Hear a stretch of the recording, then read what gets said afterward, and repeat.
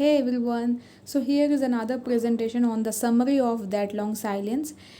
It is about a girl whose name is Jaya. So we are going to study what is it all about. Firstly, we are going to study about Shashi Deshpande, who is the writer of this novel. Next is quote by Shashi Deshpande and summary. So here we go with this. Shashi Deshpande first of all. So she was born on 19 August 1938. Birthplace was Dharwad. Occupation was writer.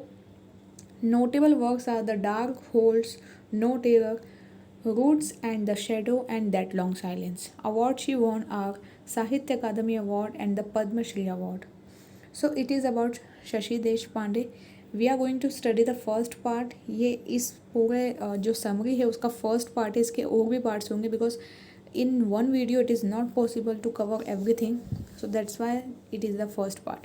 Here is one quote by Shashi Deshpande, which is the land of India is a land of immense beauty where the nature spirituality coexist in perfect harmony.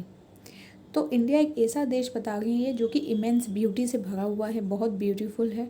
Where the nature and the spirituality coexist perfect harmony, जहाँ पे कि nature और spirituality का हम combination देखते हैं. लोग बहुत स्पिरिचुअल होते हैं, नेचर के बहुत क्लोज होते हैं. ये चीज़ हमें इंडिया में देखने मिलती है. Next slide is about summary of that long silence. So this 3 points we are going to study today. Introduction, civilized girl and marriage. इसके बाद आपको समझ आएगा कि मतलब ये किस बारे में, इसके एक ओवरऑल समरी का स्टार्टिंग हो जाएगा एटलीस्ट. तो इसके बाद से कुछ पार्ट्स और मैं बनाने वाली हूँ. This is the first part. Shashi देश पांडे, इंट्रोडक्शन में लिखा है, शशि देश Pandey is an Indian feminist writer who is known for her stories on marriage, family life, and the toil of Indian women cloistered by the pressure and expectation of the society at large. ये जो शशि देश पांडे ना, इनकी जो writing है वो usually feminism पे based है. फेमिनिस्ट राइटर हैं ये, एक बात तो ये ध्यान रखना. सेकंड थिंग, इन्होंने किस चीज़ पे स्टोरीज लिखी है, मैरिज पे लिखी है, फैमिली लाइफ पे लिखी है, और टॉयल के बारे में बताया. जो भी हार्डवर्क इतनी जो इंडियन वीमेन को करना होता है, क्योंकि सोसाइटी का प्रेशर होता है एक लार्ज एक्सटेंट पे, और उनकी एक्सपेक्टेशन बहुत हाई होती है गर्ल्स को लेके. तो वो वाली जो चीज़ है वो यहाँ पे डिफ़ाइन की है.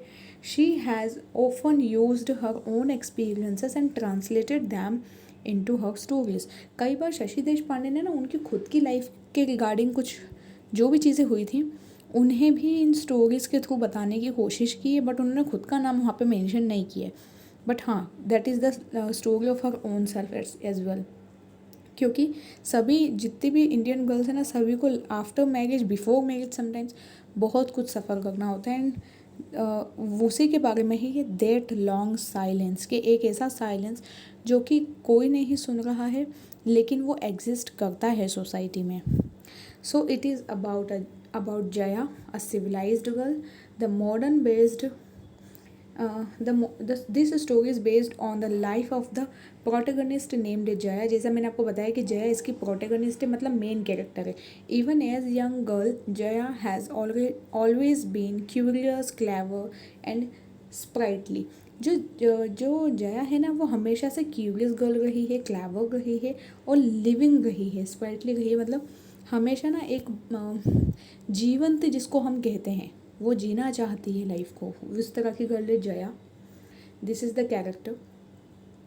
Next, it is written like different from the conventions. मतलब वो जो रीति रिवाज, जो पुराने ट्रेडिशंस है, उनको अगर उनसे अलग हटते हुए, she has always been advised her grand mother to behave more like civilized and cultured girl. मतलब वो ना बाकी अपने ना मतलब नॉर्मल जो गर्ल्स होती है ना, उस कॉन्वेंशन, उस डाउन ट्रोडन फैमिलीज़ को बिलोंग करने के बावजूद भी ना, मतलब वो इस तरह की लाइफ रही है उसकी, जिसमें उसने किस तरह का बिहेव किया, एक सिविलाइज्ड होकर कल्चर्ड गर्ल की तरह बिहेव किया है. स्किल्ड एट डोमेस्टिक चोर्स, मतलब वो डोमेस्टिक घर के कामकाज में भी अच्छी है, एक्सेट्रा. बहुत सारी ऐसी चीज़ें हैं जिसमें जया एक सिविलाइज्ड गर्ल की तरह बिहेव करती दिखाई देगी आपको. She should be more accommodate and understanding like other girls as they all have to go their in-laws. तो उसमें ना इतनी accommodating, she is accommodating and understanding like other girls, उसको ये पता है बाकी लड़कियों की तरह भी कि उसको एक दिन ना मतलब अपने इन लॉज के यहाँ जाना है house one day and use powers of adjustment and compromise, और उसको वहाँ पे एडजस्ट भी करना पड़ेगा, कॉम्प्रोमाइज़ भी करना पड़ेगा जैसे बाकी लड़कियाँ करती हैं. Then it is about Jaya's marriage. So after some time, Jaya gets married to Mohan, a family friend. Mohan is placed really well in a comfortable job and they begin on the new chapter of their life together. तो यहाँ पे इन्होंने अपने एक family friend है इसका एक जो कि है मोहन, उससे शादी की है. तो कंफर्टेबल लाइफ जो कि इसकी नॉर्मल सी जॉब है और एक नया लाइफ का चैप्टर बिगिन हुआ है जया का एंड मोहन का. So soon Mohan get transferred to Bombay and the young couple has relocate the city of Bombay, और उनको वहाँ जाके एडजस्ट होना पड़ा बॉम्बे जाके, ये सब इसमें मेंशन किए. The next they adjust nicely to the new city and are blessed with a son named Rahul. उनका एक सन है जिसका नाम है राहुल, उसके साथ में उन्होंने वहाँ पे एडजस्ट किया एंड डॉटर नेम्ड रति. तो राहुल भी है, रति भी है, ये दो उनके बच्चे हैं. Jaya's life is devoted to her husband and kids and she finds solace एक आत्म शांति जिसको हम कहते हैं या संतोष का अनुभव जो होता है वो इन देयर केयर. तो उसको बहुत ही अच्छा लगता है अपने हस्बैंड को देखना, अपने फैमिली को टेक केयर करना, बच्चों को देखना. जया को बहुत पसंद है ये सब. However the bliss does not last long as Mohan is embroiled in the allegations of forgery at his work place.